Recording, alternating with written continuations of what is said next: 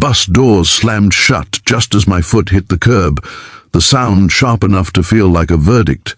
Sweat on my neck, phone buzzing with a low battery warning, the sun already high and unforgiving.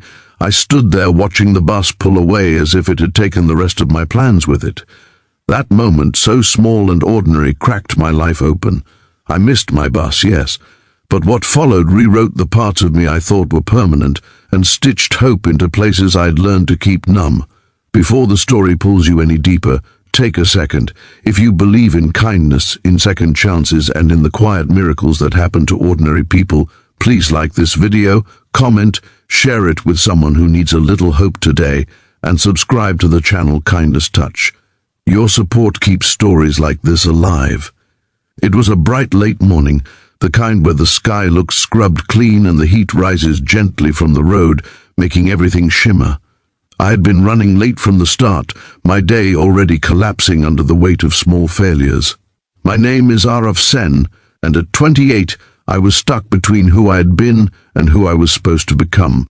I worked a contract job that promised growth but delivered anxiety, lived in a rented room that smelled faintly of old paint, and carried a grief I rarely acknowledged, the loss of my mother 2 years earlier, the quiet absence that made mornings feel heavier than nights. That bus was my routine, my thin thread of order. Missing it felt like proof that I couldn't even manage the simplest things. I stood there longer than necessary, the sun pressing against my shoulders, the air humming with traffic and distant horns. A bus stop bench sat nearby, chipped and warm, and I sank onto it with the tiredness of someone who had been holding their breath for too long. Around me, the city moved on, indifferent and efficient. Vendors shouted, bicycles skimmed past, and somewhere a clock ticked toward consequences. I checked my phone again, then turned it face down, as if the screen itself was judging me. That was when I noticed her, sitting at the far end of the bench, her shadow angled just like mine. Her name, I would later learn, was Sanvi Rao. She was holding a canvas bag against her chest, the fabric faded and soft from use, her hair tied back in a loose knot that caught the light. She looked calm in a way that felt intentional, as if calm was something she practiced. The daylight framed her face gently, and for a moment the chaos around us dimmed. I wasn't looking for a miracle, I was just noticing the world again. Time stretched in that small pocket of waiting. Another bus was scheduled, but the minutes felt thick, sticky. I thought about my mother's voice on mornings like this, about how she used to say that delays were invitations, not punishments. I had always rolled my eyes at that kind of optimism.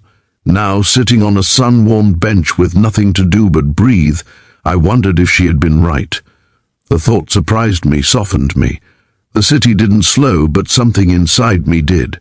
Sanvi stood up before I did, adjusting the strap of her bag, scanning the road with a hopeful patience. When the next bus arrived, crowded and loud, she hesitated, letting others push ahead. I followed, unsure why, and ended up standing near her, gripping a pole as the bus lurched forward. The ride was uncomfortable, bodies pressed too close, the air thick with heat and perfume and impatience. Yet there was a steadiness in knowing I wasn't alone in my inconvenience. Daylight streamed through dusty windows, painting everything gold. That bus ride didn't end where I needed it to.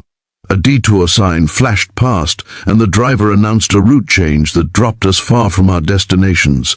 People groaned, spilled onto the sidewalk, scattered like ants with disrupted plans. The sun was higher now, unapologetic. I felt the familiar knot of frustration tighten, the old urge to retreat, to shut down.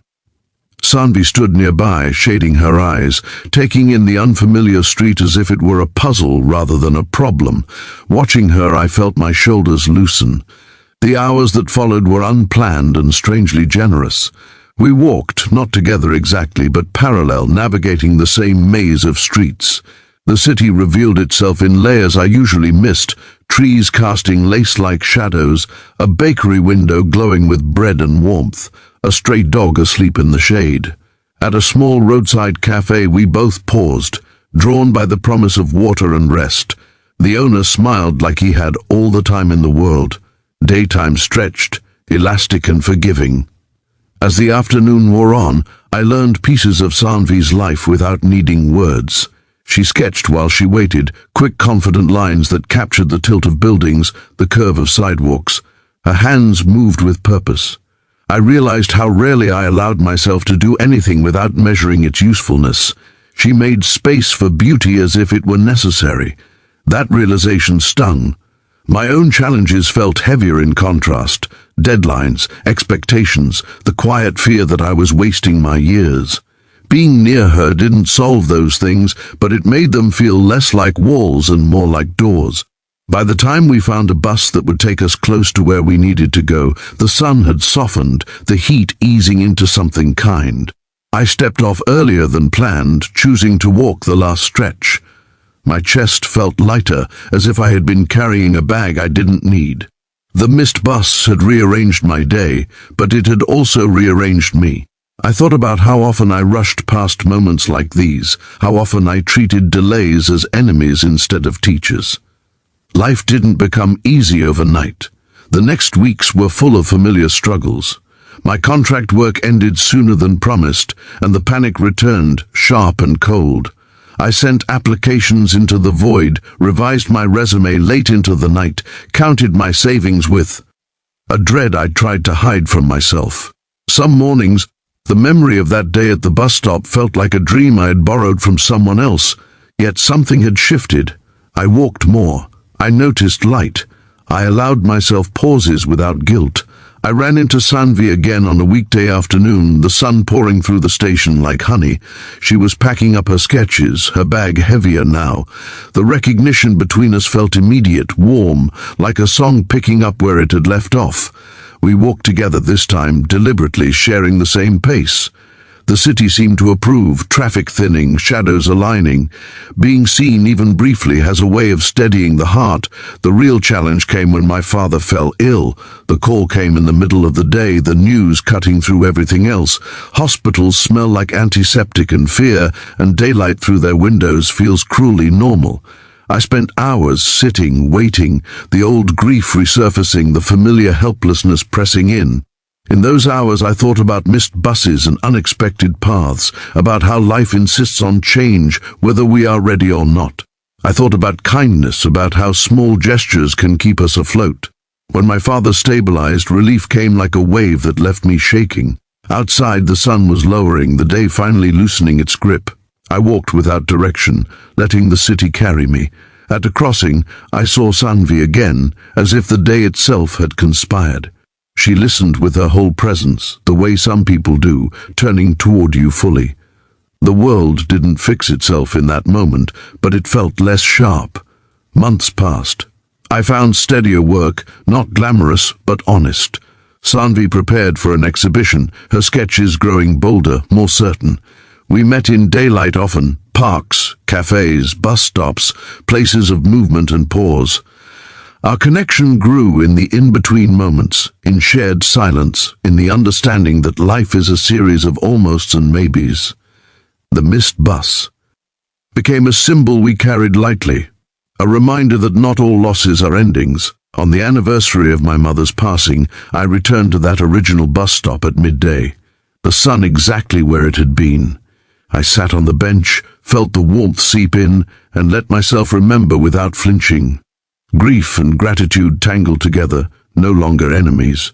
I realized that missing the bus hadn't just started a story between two people, it had started a gentler relationship with time itself. If this story is touching something inside you, if it's reminding you of a moment you thought was a setback but later understood as a turning point, please take a moment now to like the video, share it, and let us know in the comments how it made you feel. Your engagement helps these stories reach hearts that need them. Before we reach the end, here's a special request from the heart. Please comment the word kindness below if you believe small moments can change lives. The bus arrived, doors open, sunlight spilling onto the steps.